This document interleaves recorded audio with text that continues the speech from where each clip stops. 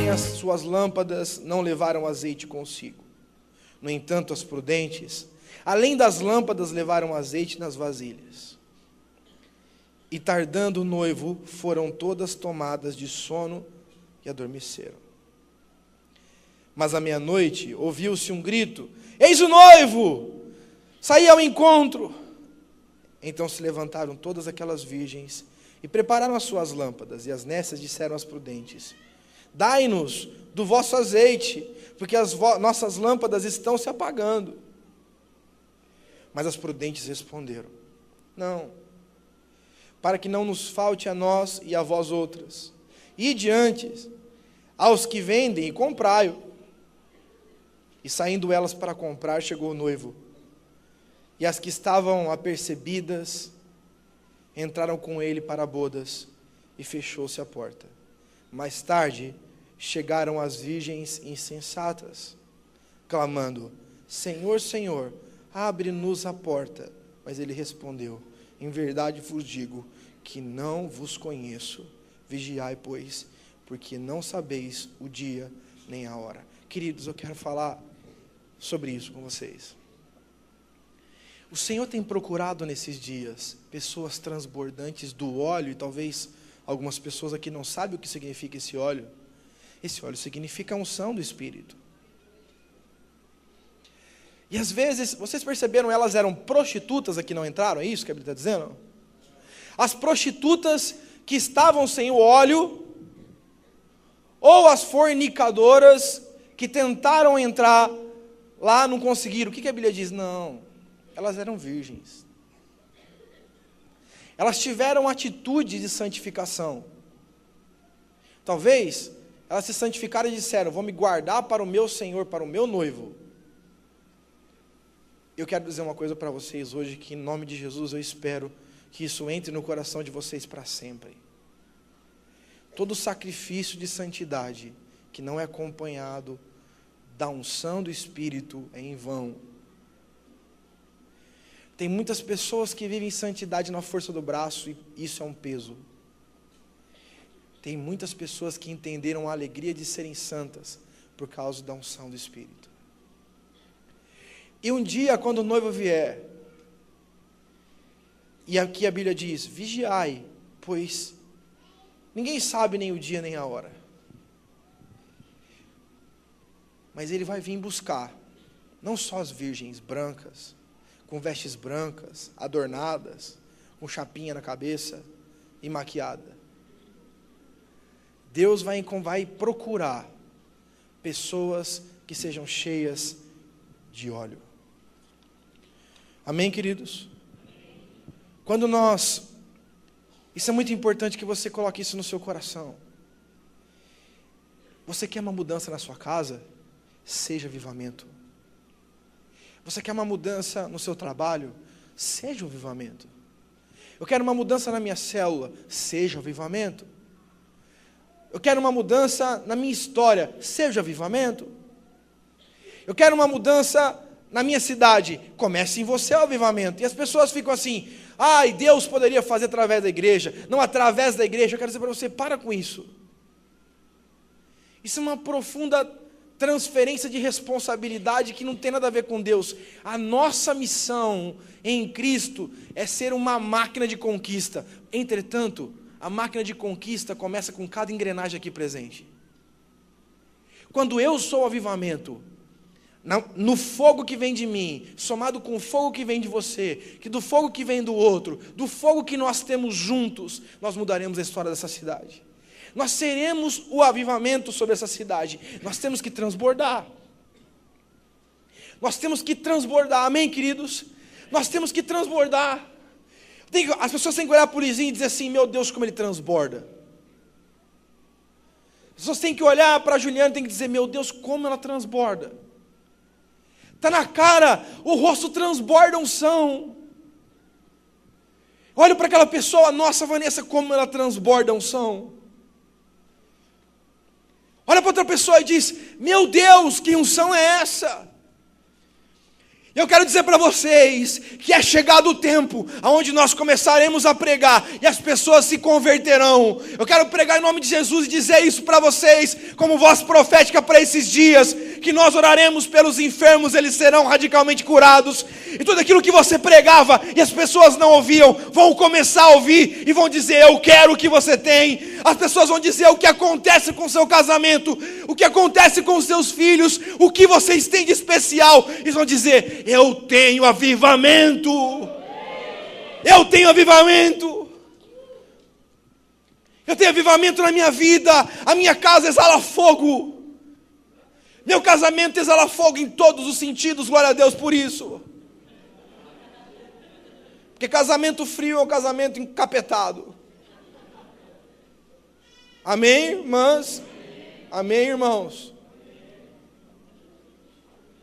Deus gosta de fogo.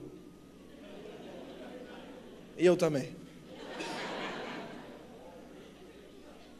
Nós gostamos de fogo. E o selo de Deus em nós, o avivamento de Deus em nós, mudará cenários. Amém, queridos?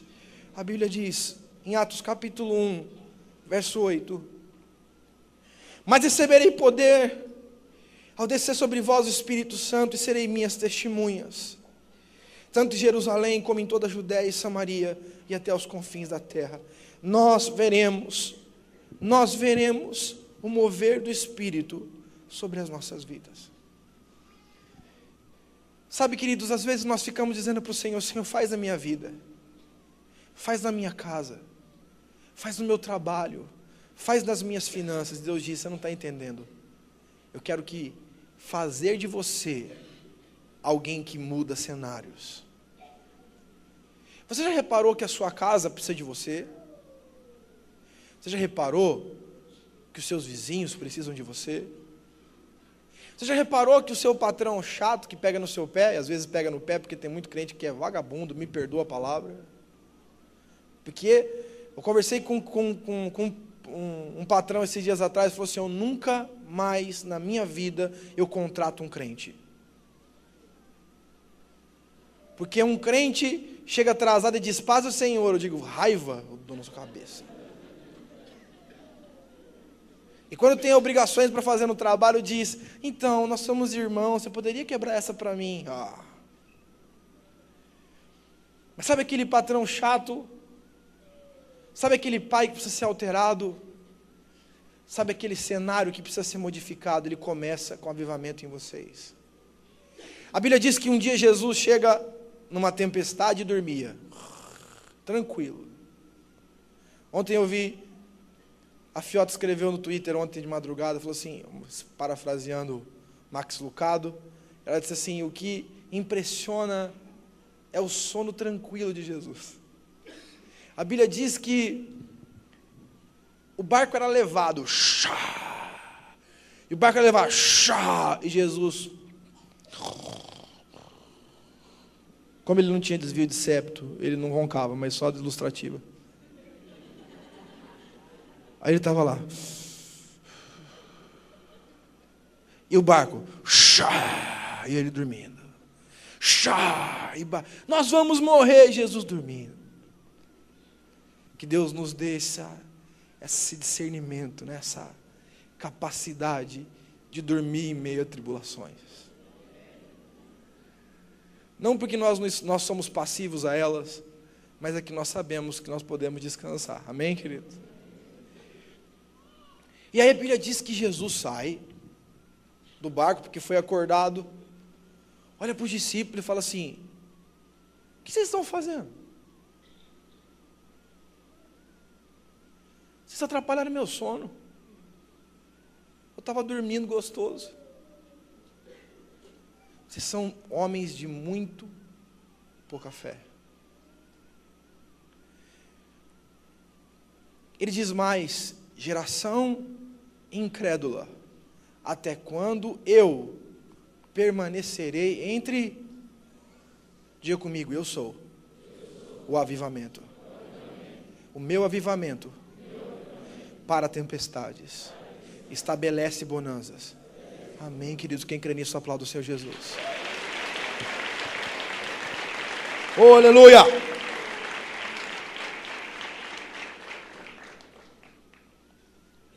Mas nós temos que exalar a paixão. Nós temos que ser apaixonados por Ele. E você vai me perguntar, pastor, como eu posso ser esse avivamento? É fácil. Voltemos para o texto inicial, que diz: conheço as tuas obras, conheço o teu labor, conheço a tua perseverança, conheço que você não pode suportar homens maus, conheço que puseste à prova a si mesmo aqueles que declaram ser uma coisa que não são.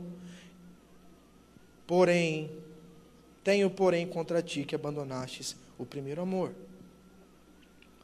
A Bíblia diz assim: lembra-te, pois, de onde caístes. Deixa eu fazer uma pergunta para vocês. Você lembra qual foi o momento mais poderoso de intimidade com Deus que você já passou na sua vida? Você lembra um momento onde você fala assim: eu estava cheio do Espírito Santo? Você lembra o dia que você vai dizer assim, ó, esse dia foi um dia que eu estava ungido de Deus, assim, ó. Eu pregava, as pessoas acreditavam. Eu falava com as pessoas, nem falava de Deus, as pessoas se convertiam. Você lembra desse dia? Lembra por que você caiu. Jesus fala: lembra-te, pois, de onde caístes. Você teve a impressão de que você perdeu tempo na sua vida? Quem já teve isso daí já? Eu já tive.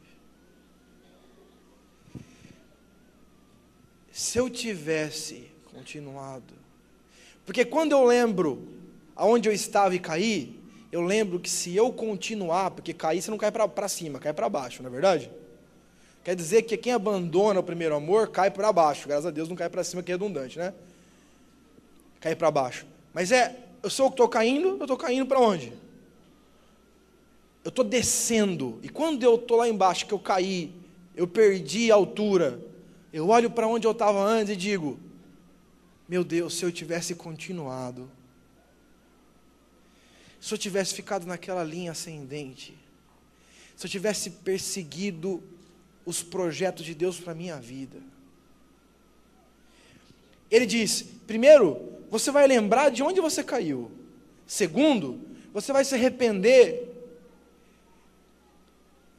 do seu pecado, que é o afastamento do fogo. E terceiro, volta à prática das primeiras obras. Vamos lembrar? Primeiro, lembra-te de onde você caiu. Lembra do amor que você tinha por Deus. Lembra de como Deus falava com você e lembra como Deus usava você. Lembra como você era cheio de Deus. Segundo, arrepende-te dos seus pecados, porque viver longe do fogo é pecado. E terceiro, volta à prática das primeiras obras. Quando eu estava muito bem, pastor, eu lia 3 capítulos da Bíblia por dia. Agora minha Bíblia mofa em casa. Eu fechava o meu quarto e por mais que eu estivesse ocupada ou ocupado, eu estava ocupado demais para deixar de orar. Quando vinham com uma conversa estranha que não era de santidade, não agradava o coração de Deus, logo eu abortava a conversa, depois eu quis ser amigo das pessoas e permitir que essas conversas começassem a entrar no meu coração.